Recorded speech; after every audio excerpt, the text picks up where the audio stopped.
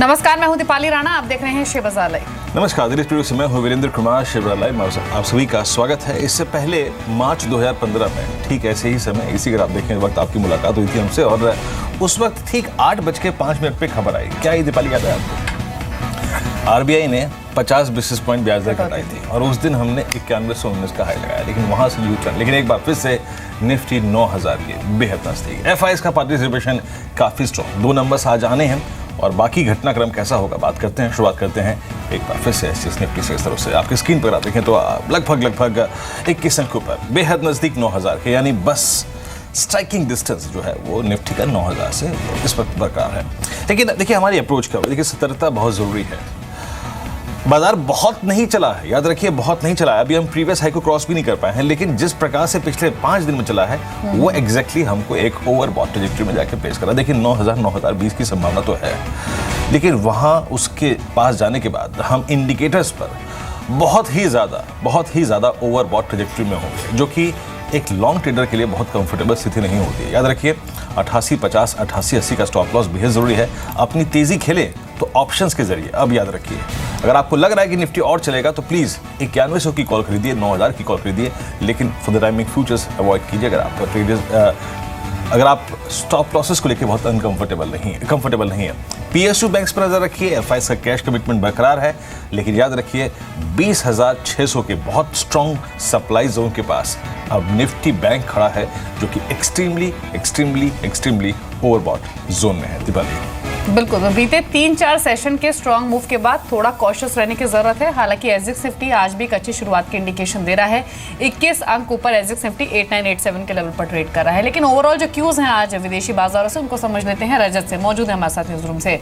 Good morning रजत, क्या cues आज international market से? बिल्कुल, मैं एसजीएक्स निफ्टी देख रहा हूँ सुबह से 9000 के लेवल के बेहद करीब है और ये साइकोलॉजिकल लेवल है। इंडियन मार्केट्स पे कभी भी लग सकता है, चाहे वो ओवरबॉट टेरिटरी में हो या ना, क्योंकि एफआईएस की जो खरीदारी है कैश मार्केट में वो जोरदार है। ऊपर से इंटरनेशनल क्यूज सपोर्टिव है। इन एशियन क्यूज में मिक्स कहूंगा, लेकिन मोस्ट ऑफ द मार्केट्स जो हरे निशान में कामकाज कर रहे हैं। यूएस मार्केट्स यहाँ पर तेजी बनी है, 0.25% से 0.5% की तेजी, और नैस्डैक अब तक के उच्चतम स्तर पे बंद होता हुआ नजर आया। स्ट्रॉन्ग मोमेंटम में एनर्जी बायोटेक शेयर सबसे ज्यादा चढ़ते हुए नजर आए। हालांकि एक आंकड़ा था आईएसएम नॉन मैन्युफैक्चरिंग पीएमआई 51.4 पे आई, मंथ ऑन मंथ बेसिस पे गिरावट थी। और ये मैं बता दूं कि 2010 के सबसे निचले स्तर पे है। पहले जो जॉब्स रिपोर्ट थी वो कहीं ना कहीं उम्मीद से कम थी, उसके बाद ये जो आंकड़ा है ये उम्मीद से कम। तो ये अब कुछ फेड को फिर से ब्याज दरें बढ़ाएगा कि नहीं, इस पे लेकर एक बहुत बड़ा प्रश्न चिन्ह खड़ा हो गया। और उसी के चलते इस समय ग्लोबल मार्केट्स में फिर से लिक्विडिटी इंटैक्ट बनी हुई है और जो इक्विटी मार्केट्स पे इन्फ्यूजन है वो लगातार स्ट्रॉन्ग बना हुआ है और उसके कारण अब ग्लोबल मार्केट्स में अच्छी तेजी है। और इंडियन मार्केट तो वैसे इस समय लाइफ हाई के बेहद करीब हैं। आज फोकस आईफोन पे भी होगा। आईफोन 7 और आईफोन 7 प्लस दोनों का लॉन्च है, तो कहीं ना कहीं वो एप्पल का शेयर आज प्रोमिनेंटली अमेरिकन मार्केट्स पे ट्रैक होगा।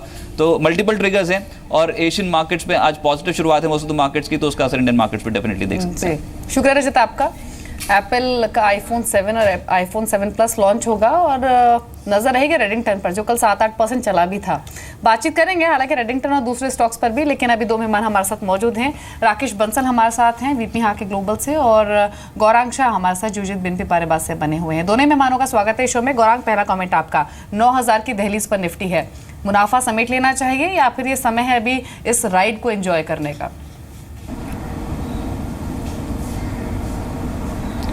शुक्रिया दीपाली और सुप्रभात आपको।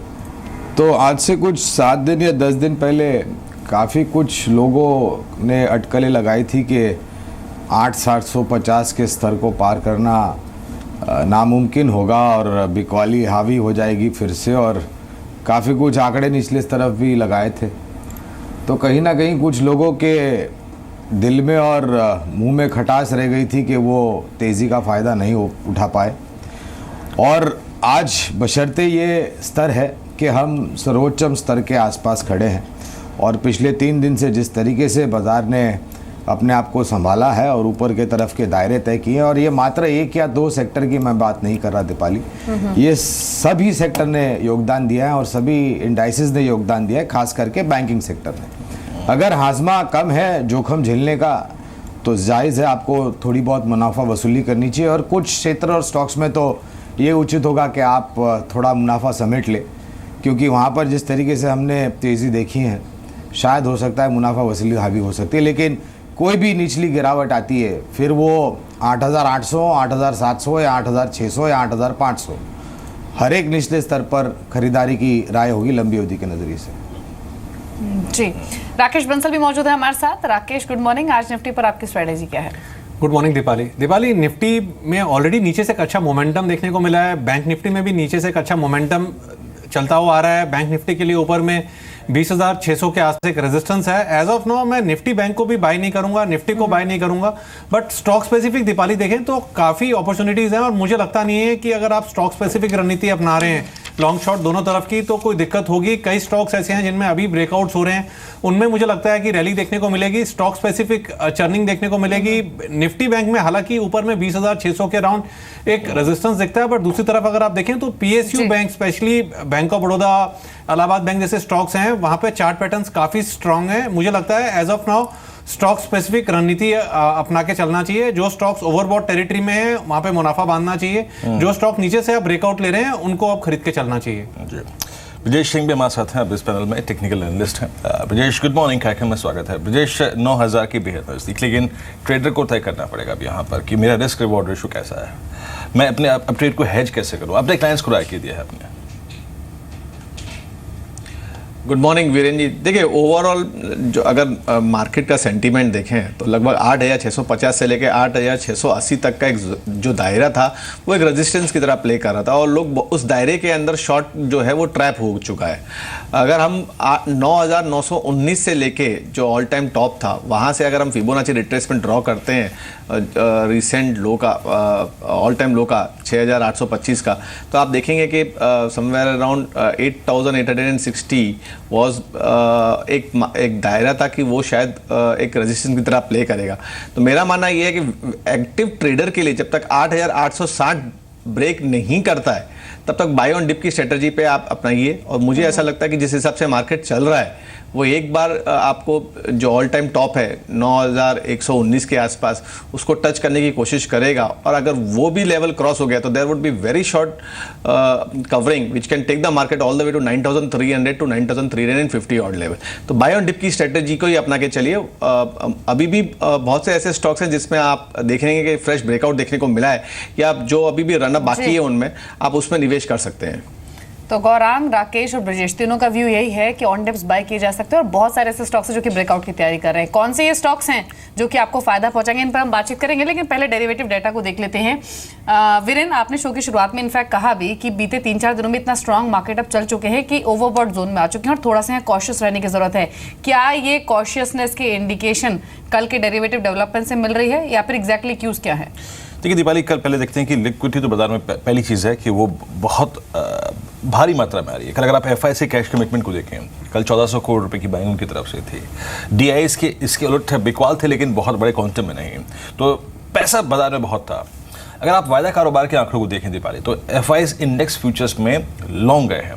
हालांकि करीब 2294 करोड़ रुपए की जो खरीदारी थी, इसमें से मेजर पोर्शन कहाँ है मैं आपको समझाता हूँ। देखिए, 300 करोड़ रुपए का उन्होंने इंडेक्स खरीदा, निफ्टी, बैंक निफ्टी।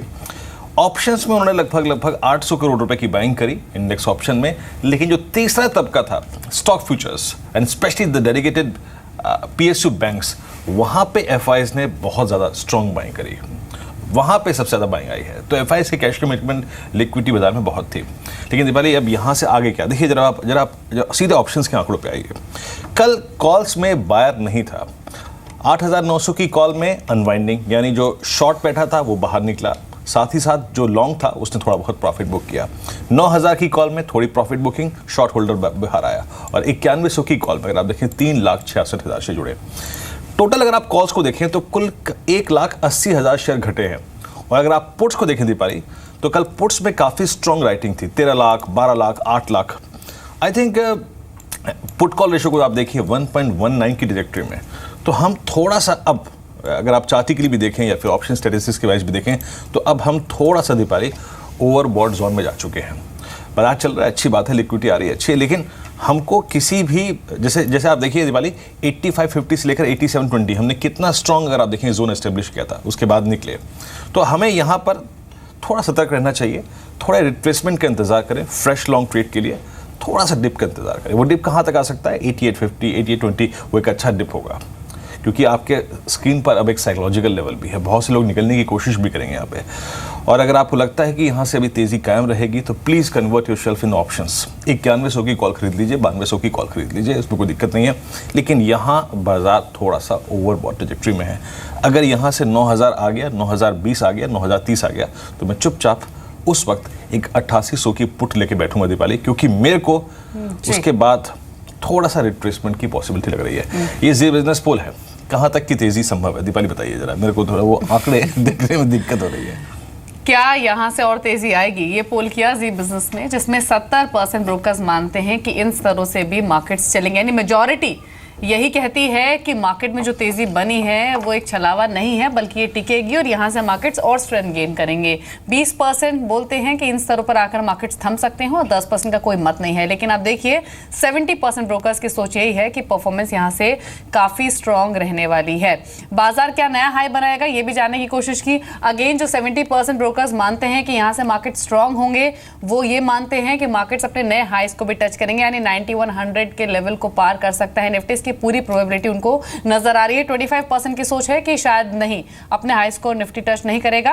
5% का यहाँ पर कोई मत नहीं है। अब अगला टारगेट क्या हो सकता है निफ्टी पर, ये जानने की कोशिश की। 50% मानते हैं कि 9120 ये नेक्स्ट टारगेट हो सकता है, यानी जो प्रीवियस हाईज हैं 9119 के, उसको टच करेगा, उसके ऊपर जा सकता है निफ्टी। ऐसा 50% ब्रोकर्स मानते हैं। 30% का मानना है कि 9120 के नीचे निफ्टी रह सकता है और 20% ने 9050 के बियॉन्ड भी जाने की बात कही है। तो ओवरऑल जो कंसेंसस निकल कर आ रहा है वो यही है कि मार्केट्स यहां से परफॉर्म और करेंगे और स्ट्रेंथ गेन कर सकते हैं और अपने हाईस को भी टच करने की कोशिश करेगा निफ्टी।